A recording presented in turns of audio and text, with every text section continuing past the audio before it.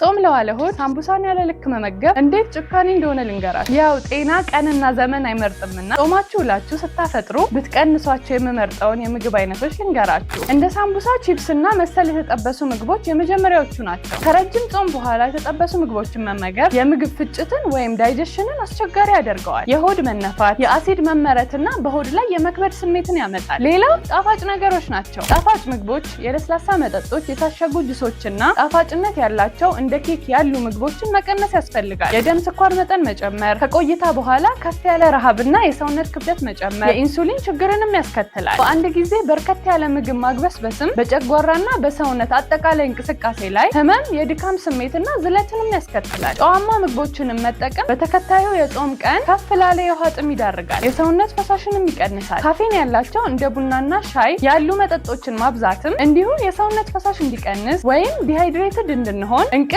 የጨጓራና የሆድ ጤና እንዲዛባ ያደርጋል። ቅመምና ዘይት የበዛባቸው ምግቦች ቃር፣ የጨጓራ ህመምና ተያያዥ ችግሮችን ያመጣል። ከዚህ ሁሉ በላይ ረሱል አለይሂ ሰላቱ ወሰላም እንዳዘዙት ጥቂት የቴምር ፍሬዎችን መመገብ፣ አነስ ያለ ሾርባና ጤናማ የምግብ ይዘት ያላቸውን ምግቦች በተረጋጋ ሁኔታ መመገብ ያስፈልጋል። ዶክተር ኢክራም ነኝ። ፎሎ ማድረግ እንዳይረሳ።